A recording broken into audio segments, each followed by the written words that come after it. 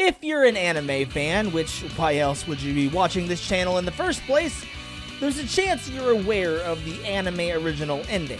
It's when a series, usually an adaptation of a manga, light novel, or video game in this case, decides to abandon the source material entirely and wing it for a variety of reasons. It could be that the manga isn't very far into the story, and as such, the animation staff doesn't want to risk running out of material, and of course they don't want to pull a Naruto, Bleach, or One Piece and employ fillers galore. So as a result, they decide to adapt what they can and wing the rest. Fruits Basket, Fullmetal Alchemist, Soul Eater, Maho Sensei Negima, the list goes on and on. In some cases, the anime original ending can be legitimately good, an example being the original Fullmetal Alchemist. It may not beat the infinitely superior adaptation, Fullmetal Alchemist Brotherhood, but it stood on its own as an example of the animation team really knocking it out of the park. In last week's video, we discussed a game called the Caligula Effect Overdose, which, while it wasn't perfect by any stretch of the imagination, it delivered an enjoyable and compelling story on the meaning of happiness to both humans and artificial intelligence. If you haven't seen it yet, I highly recommend you pause this video and click the eye icon at the top right to check that one out, as this is the second in a mini-series and it might make more sense that way. In today's episode of Anime Ambush, we'll be tackling the anime adaptation of the Caligula Effect, known simply as Caligula. Note, I said it's the adaptation of the Caligula Effect, not Overdose, which is because the anime does not include any of the additions that Overdose brought to the story. Caligula, if you're unfamiliar, or if you didn't heed my warnings and therefore didn't watch my last video, is the story of a sentient AI named Mew, who is more or less the equivalent of Hatsune Miku, who, in her quest to bring happiness to humanity, takes it upon herself to invite a group of people to live within a simulation called Mobius. In Mobius, Mew is able to provide them with all that their hearts desire, while they forget all about reality, believing Mobius to be reality. In the anime, Ritsu Shikishima is one of those poor souls now trapped within Mobius, but eventually he's able to uncover the truth behind the simulation, at which point he teams up with others who've awakened in an effort to return to reality. It comes out, however, that Mew is being manipulated by a group called the Ostinato Musicians, all of whom stand in direct opposition to the Go Home Club and seek to remain within Mobius indefinitely. I'll put it simply, Caligula on its own isn't necessarily the worst anime ever made, but if you look at it as an adaptation, it fails in spades. It takes the idea of an anime original ending and turns it on its head in the worst ways. That is to say, it's like the writers watched the summary of the game's events on YouTube, then decided they were qualified to write a proper adaptation. If I'm supposed to discuss this train wreck of a series, first, we need to get this out of the way. Ritsu Shikishima is literally the most annoying main character. In the game, he's a nameless husk that you're supposed to project yourself onto, much like the main characters of the Persona series. But in the process of giving him a canon personality and backstory, they just overdid it. It felt like in most of the scenes where he's present, he's lecturing the audience on psychological terms and ideas, which comes across as pretentious at best. I'm aware that his arc ends with a reason as to why he's like this, but it doesn't make him less infuriating, so what am I supposed to do with that? So, now that I've got that sufficiently off my chest, I feel I need to elaborate on what this series does specifically that makes it a failure as an adaptation. I want to applaud the staff before I absolutely decimate them, because it's clear they had a desire to add an element of realism that the source didn't have, which is fine on its own. It's when they prioritize realism over the story that we have a problem. I mean, the first episode is more or less spent entirely on developing Ritsu as a character. That is to say, it's 95% filled with half-assed psychological lectures and 5% with real plot. I'll admit, considering what they decided to do with Ritsu's character, this isn't even the worst decision they made, even if it makes the episode nearly unwatchable. In the end of this episode is a scene that sets up the whole series, and it's the first of many scenes that differ from the source material. In this scene, everyone's attending the high school graduation ceremony when they all notice that the outgoing class representative, Hibiki Kensuke, is also the incoming class representative, and while the large majority of the class doesn't notice the inconsistency, the ones who've awakened are more than slightly disturbed. In the game, this is more or less the way it plays out, the biggest difference being that in the game, the Go Home Club is already formed at the start, whereas the anime spends half of its 12-episode runtime introducing characters and gathering them into the nascent Go Home Club. I believe this is a prime example of wasted potential. Instead of wasting half the series following the separated characters, they should have had them all together from the start and explore their arcs along the way. I think they did it this way because they really wanted to find out how each character would react to learning about their circumstances, which is something we didn't see in the game. I think if they were allowed more than one core to tell this story, then maybe that would have worked more efficiently.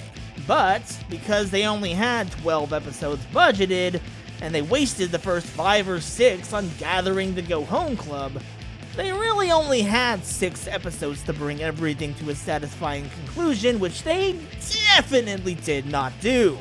I want to say around episode 6, the writers realized, oh no, we haven't actually shown any fights yet, so they toss everyone in an octagon and let them have at it. I think they also forgot at this point that each character needed to be able to fight, so they take all the ones that haven't awakened yet and just kind of do it en masse. It's when things like this happen that I get frustrated because it shows they dropped the ball in the planning process. I mean, sure, as I've said before, the game wasn't perfect, but at least the pacing isn't abysmal like in this piss-poor adaptation. In the game, the first of many ostinato musicians you encounter is Hibiki Kensuke, voiced by Shota Aoi, and he's defeated and subsequently joins your party. I really liked his character, as he's a prime example of the idea that the musicians are all real humans with real mental hangups. In the game, it makes sense that he's in the club room because he joined the Go Home Club. It's not like you're gonna go to the club room and be surprised that he's there. In the anime, because the team never fights him in the beginning, he doesn't join up until episode 7, and it's done entirely off screen, so when he shows up in the club room and everyone acts like he's supposed to be there, it threw me off guard. I mean, I adjusted, but I shouldn't be forced to adjust to what seems like a horrible writing choice. It's made even worse when, in the game, there's a character who just kind of appears. Marie Mizuguchi, otherwise known as the musician Wicked. And it's a little weird, but not nearly as weird as a character joining the team off screen. In the anime, she is one of the first characters introduced, and she makes small appearances throughout the series, which gives context to her suddenly appearing and subsequently betraying the Go Home Club. I wasn't as upset with that as I was with the first instance, but it still stands out as odd to me. In my review of Overdose, I mentioned that the game tended to handle heavy issues like body dysmorphia, eating disorders, or bullying with a grain of salt, but for the most part it was fine. In the anime, they out and out make all of these issues a joke. I'll give an example. Early in the series at Sweet Pea's Tea Party, there are a trio of girls named after flowers, Rose, Lily, and Iris, who are... I'll just say they're healthy. In the game, yeah, they're kind of made into a joke, but it's not nearly as bad as the spectacle the anime turned them into. I'm not even kidding. At one point, the flower princesses literally turn into grotesque monstrosities who can't do anything but eat, all to provoke a character who also secretly has an eating disorder. I saw that and I was like, sure, it makes that scene all the more terrifying, but did it really need to be terrifying? So, after all of that, you might be wondering, is there anything good about Caligula? I enjoyed certain moments of the series more than others, namely in the cinematography department. In the 6th episode, during the massive battle between the Go Home Club and the ostinato musicians, there's a moment when Miu enters the scene while singing one of her songs, and the way the song and her actions are choreographed together is a work of art. うるさい、うるさい、うるさい、うるさい、うるさい、うるさい、うるさい。みんなの思い、みんなの幸せ、私なら全部叶えてあげられるのに。ねえミオ、叶えてあげるから私に教えて。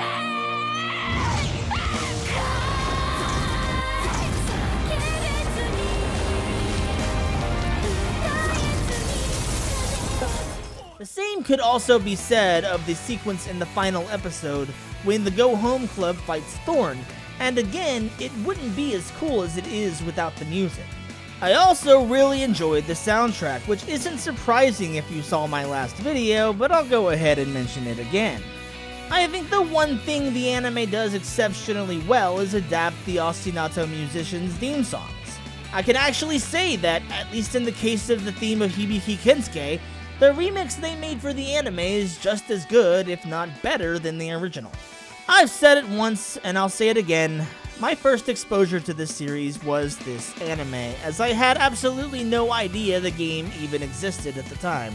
I know that a lot of people are gonna watch this series and never even attempt to play the game because they assume it's just as bad, and that makes me really upset.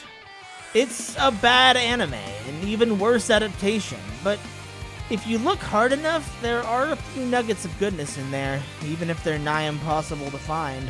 It'll never happen, but I would love to see this series get a second shot through an adaptation of the Caligula effect Overdose, complete with the characters exclusive to Overdose, as well as the missing musicians route. I think if they're able to budget 2, maybe even 3 cores, and if they, pace it correctly, they'll have something really special on their hands. As I said, it'll never happen, but let me dream, will ya? If you've made it to this point in the video, I want to thank you so much and invite you to click that subscribe button if you'd like to see more from this channel, and be sure to hit that bell icon to be notified every time I post new content, as if the subscribe button wasn't enough, YouTube! If you'd like to join my Discord server, you'll find a link to do so in the description below, as well as a link to my Patreon if you'd like to support the channel financially. If not, then I look forward to seeing you around the internet. I'm Pixelation, as always, reminding you to stay pixelated.